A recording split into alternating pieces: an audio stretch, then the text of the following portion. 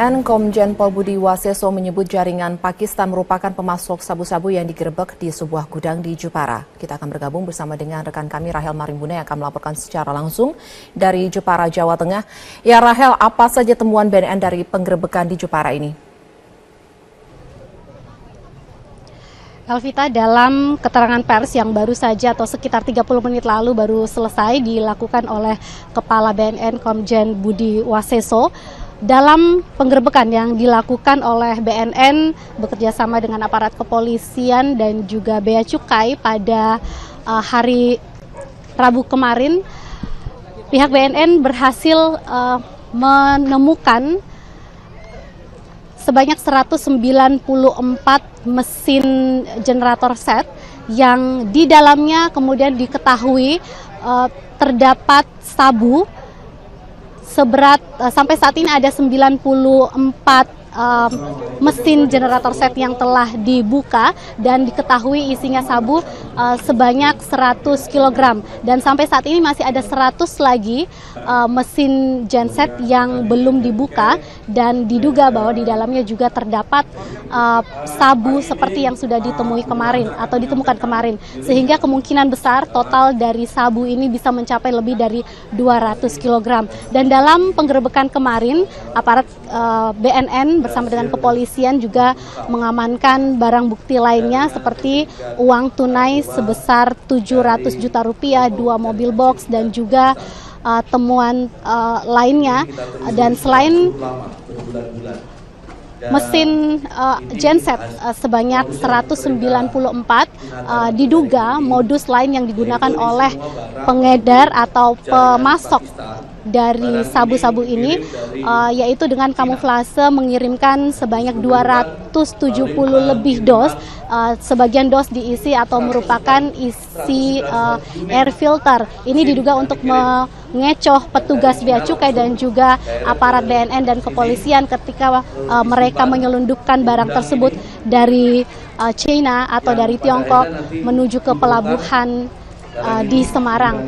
Dan informasi lainnya juga bahwa dari temuan kemarin BNN telah menangkap 8 orang yang tertangkap tangan sedang melakukan pembongkaran dari mesin-mesin generator set yang memang baru didatangkan pada tanggal 26 Januari lalu. Dan kemudian memang menurut keterangan dari Kepala BNN Budi Waseso bahwa kegiatan dari jaringan Pakistan ini sendiri mereka telah telusuri sejak 6 bulan terakhir dan eksekusi baru dilakukan kemarin setelah mereka memastikan bahwa aktivitas tersebut dilakukan di tempat ini dan bahwa barang-barang yang mereka selundupkan dari China atau dari Tiongkok telah tiba dan siap untuk diterima atau disimpan di tempat ini.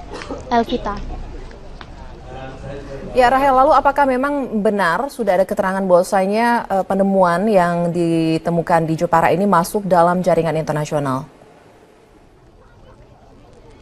Sampai saat ini memang dari BNN sendiri menduga kuat bahwa ini merupakan jaringan internasional, khususnya yang jaringan Pakistan, dan ini memang sudah ditelusuri oleh pihak BNN selama 6 bulan terakhir ini. Itu informasi yang disampaikan oleh Kepala BNN tadi, bahwa setelah melakukan penelusuran selama 6 bulan mereka pastikan bahwa memang sabu yang didatangkan oleh pemiliknya yaitu memang berasal dari Pakistan. Dan dari 8 tersangka yang telah ditangkap kemarin, 3 diantaranya merupakan WNA asal Pakistan. Dan informasi lain yang kami terima juga dari pemilik rumah atau pemilik gudang yang disewa oleh para tersangka ini, salah satunya memang merupakan warga negara Pakistan yang menikah dengan seorang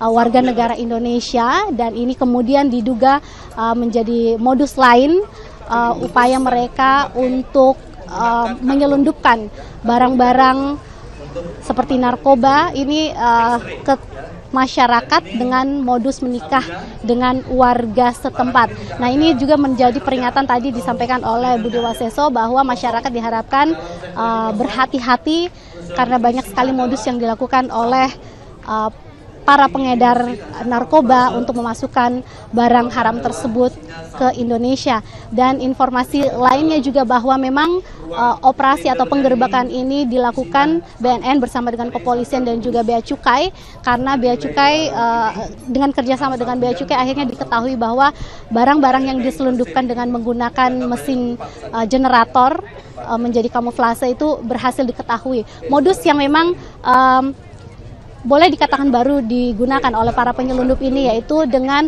menutup paket sabu itu dengan kertas karbon, sehingga ini memang sulit ditembus oleh X-ray. Namun pihak Bea Cukai mempunyai trik tersendiri untuk mengetahui dengan pasti bahwa di dalam mesin genset itu terdapat benda yang memang mencurigakan. Setelah melakukan pengetesan seperti mengetes alat atau mesin-mesin tersebut, jika mesin tersebut berhasil dinyalakan, maka memang kemungkinan bahwa genset tersebut aman.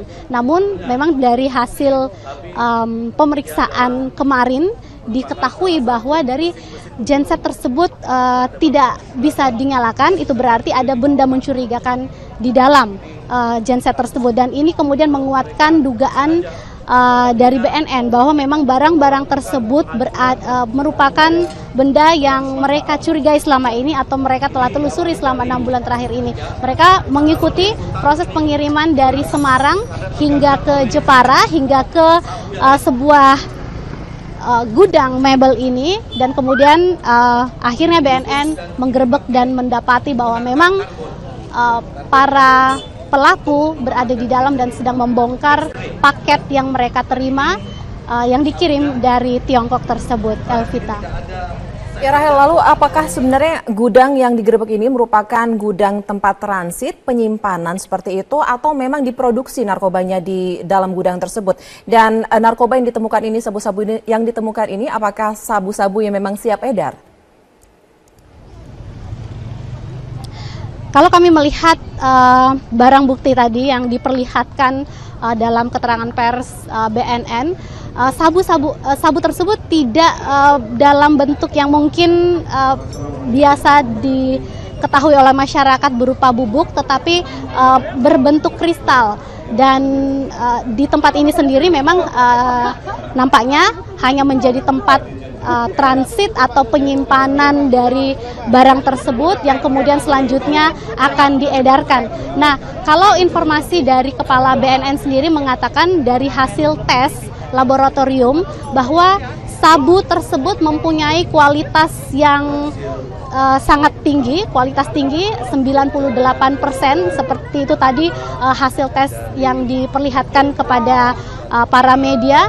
Jadi namun belum diketahui apakah sabu itu sendiri akan langsung diedarkan dalam bentuk kristal atau masih ada proses lain sehingga baru kemudian didistribusikan. Namun yang pasti dari temuan ini BNN berhasil mengungkap atau mengamankan untuk sementara ini ada 100 kg yang sudah diketahui pasti jumlahnya, namun masih ada 100 kardus yang berisi mesin generator set yang nantinya akan diperiksa lagi. Kemungkinan besar di dalam 100 dus mesin generator atau genset ini diduga di dalamnya masih terdapat sabu. Di dalam satu genset rata-rata kemarin antara 1,7 atau 1,8 kg setiap bungkus yang ada di dalam genset tersebut. Elvita. Ya, Rahel, satu lagi pertanyaan saya, mengapa Jepara? Mengapa anggota jaringan ini sendiri memilih Jepara untuk menyimpan sabu-sabunya? Sampai saat ini memang masih terus dilakukan pendalaman terhadap para tersangka. Ada 8 tersangka dan 3 diantaranya adalah WNA. Namun tadi juga Kepala BNN Budi Waseso menyebutkan bahwa ini merupakan kasus kedua di Jepara ini. Pada tahun 2007 lalu juga ditemukan pabrik sabu yang ada di Jepara. Namun untuk tahun 2016 ini memang berbeda. Di sini ditemukan bukan pabrik tetapi sabu yang dikirim dari Tiongkok dan disimpan di salah satu gudang mebel yang ada di Jepara ini. Untuk alasan mengapa Jepara menjadi pilihan para tersangka atau para pelaku ini memang masih dilakukan pendalaman. Namun tadi Kepala BNN juga mengingatkan kepada masyarakat agar tetap memberikan informasi dan juga berhati-hati, tetap waspada dengan kemungkinan-kemungkinan lain karena bisa seperti yang terjadi di Jepara ini, tidak ada yang menyangka bahwa gudang mebel yang diketahui oleh masyarakat memang hanya untuk mendistribusikan mebel, ternyata di dalamnya atau disalahgunakan menjadi tempat penyimpanan sabu dengan jumlah yang besar. Untuk temuan tahun 2016 ini merupakan temuan pertama dan terbesar di tahun ini. Terdakwa kasus kecelakaan maut yang menewaskan 1 orang menjalani sidang perdana di Pengadilan Negeri Surabaya. Dalam dakwaannya, jaksa menjerat dengan pasal kumulatif dengan ancaman maksimal 6 tahun penjara. Sidang perdana kecelakaan maut dengan terdakwa Wiyang Lautner digelar di ruang sidang Sari 1 Pengadilan Negeri Surabaya. Terdakwa Wiyang Lautner yang menjadi tahanan Kejaksaan Negeri Surabaya didampingi 3 pengacara sekaligus. Jaksa yang mendakwa Wiyang Lautner dengan pasal kumulatif yaitu pasal 310 KUHP ayat 1, 2, dan 4 tentang kelalaian yang menyebabkan orang lain meninggal dunia. Junto pasal 106 Undang-Undang RI nomor 22 tahun 2009 tentang lalu lintas dan angkutan jalan dengan ancaman maksimal 6 tahun penjara. Sidang akan kembali dilanjutkan minggu depan dengan agenda pemeriksaan saksi. Kasus kecelakaan maut mobil Lamborghini yang dikemudikan Wiyang Lautner terjadi pada bulan November lalu di Jalan Manyar, Kertoarjo, Surabaya. Mobil mewah yang melaju dengan kecepatan tinggi ini tiba-tiba oleng dan menabrak sebuah warung di pinggir jalan. Akibat kejadian ini 1 orang meninggal dunia dan 2 lainnya menderita luka berat. Demikianlah Headline News pukul 20 waktu Indonesia Barat. Pemirsa, Anda bisa mengikuti berita-berita dalam Headline News melalui situs kami di metrotvnews.com. Headline News berikutnya akan hadir 1 jam mendatang. Saya Zaki Arfan. Selamat malam, sampai jumpa.